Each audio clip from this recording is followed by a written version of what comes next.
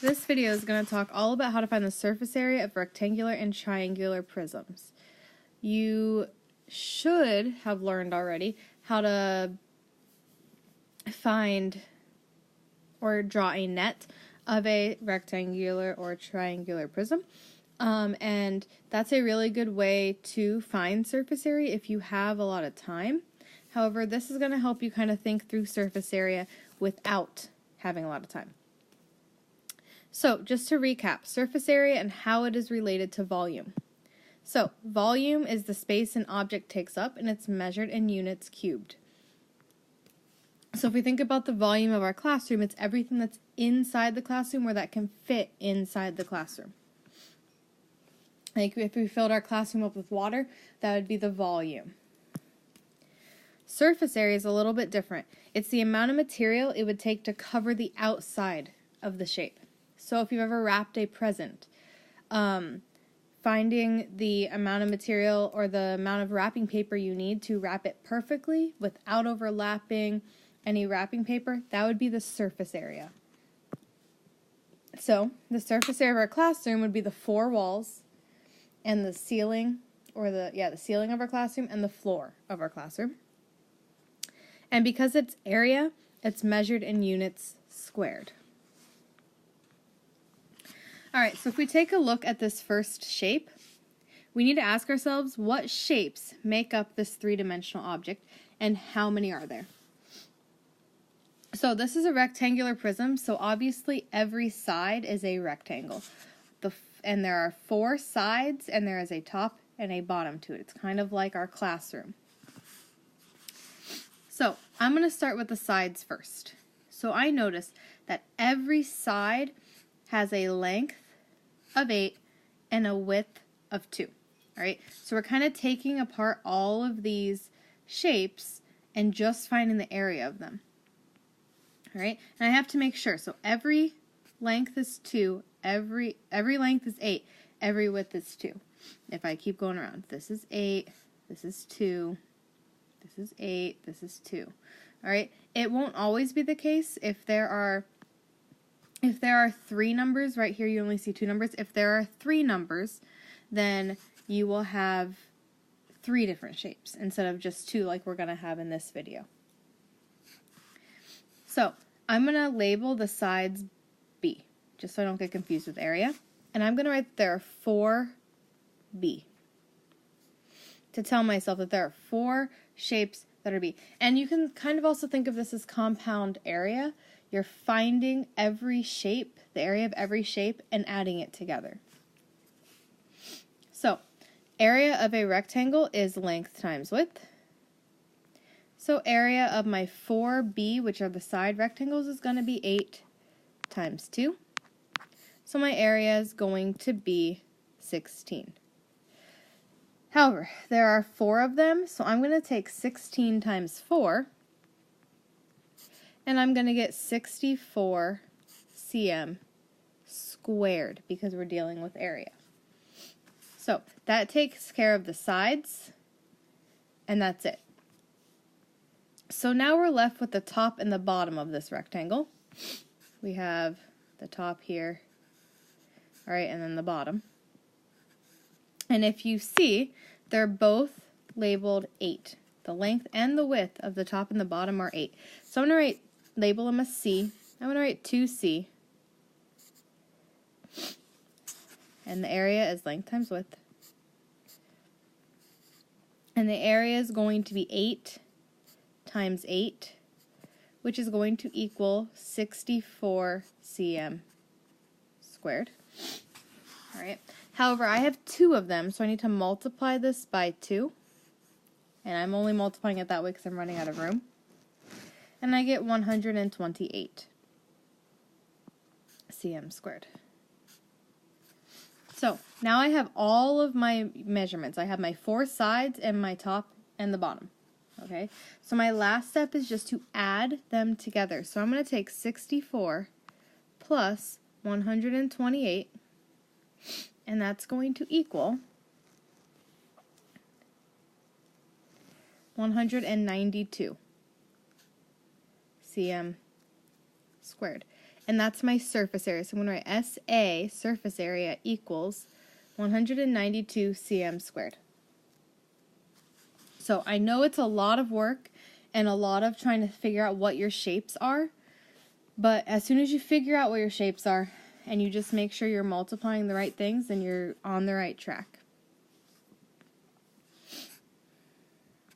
All right, so if we move to a triangular prism, we again need to ask ourselves, what shapes make up this three-dimensional object? So what I see when I look at this triangular prism is I see triangles and I see rectangles. All right, triangles on the side and rectangles all across there, the base and the other side. So I'm going to start with the triangles. I'm going to label them A. So my triangles are A. So I have 2A. And really your labels can be whatever you want. I'm just picking random letters. So I have 2A. And I know that my area of a triangle is 1/2 base times height. So my area of my triangle is going to be 1/2. And then I have to look. Here's my right angle. This line right here and this line right here are connected. And so I know that that is 6 feet and 8 feet. So 1/2 6 times 8. So my area equals 1/2 48. So area equals 1/2. Area equals 48 divided by 2, which is 24. And then I have to multiply it again by 2, and I get 48 feet squared. And I'm again multiplying it by 2 because I have 2 triangles that I need to deal with. So for sake of having space, I'm going to rewrite this in the corner so that I can see. So 48 feet squared. All right, so now comes the tricky part. Because my triangle has all different labels, so my base is 6 feet, my length or my height is 8 feet, and my diagonal here is 10 feet, I know that my rectangles are all going to be different sizes.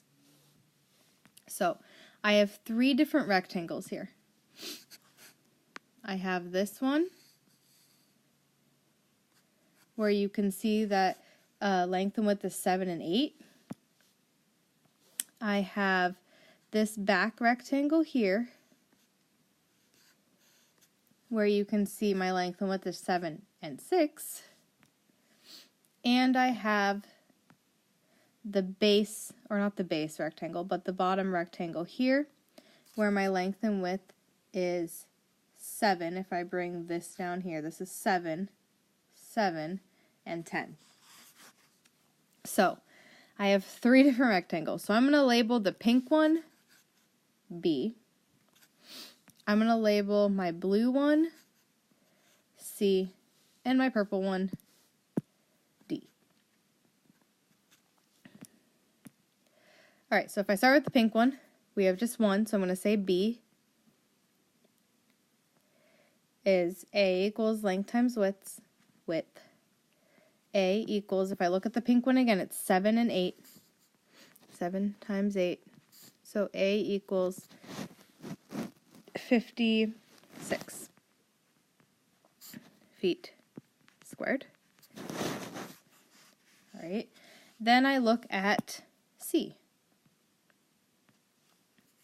And there are going to be some times where all of the rectangles will be the same, and you can say 3B and then multiply your answer by 3. But in this case, in a lot of cases, you're going to have to find every rectangle. So if I look at the blue rectangle, we have 6 feet and 7 feet. So A is going to be 6 times 7. So A is going to be 42 feet squared. And then finally, if I look at the D rectangle, I know that 7 feet's here, so 7 feet's also going to be down here. So 10 times 7. So D is going to be A equals 10 times 7.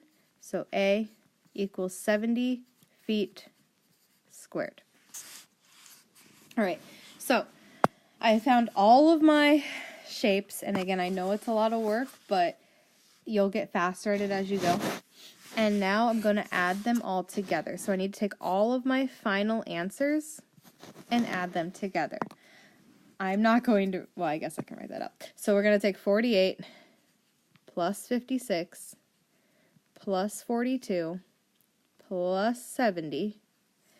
And we're going to get something because I'm not doing this in my head. 48 plus 56 plus 42 plus 70. And I'm going to get my surface area, SA, to equal 216 feet squared. Okay, so just like compound area, I found all of the shapes, areas, and added them together.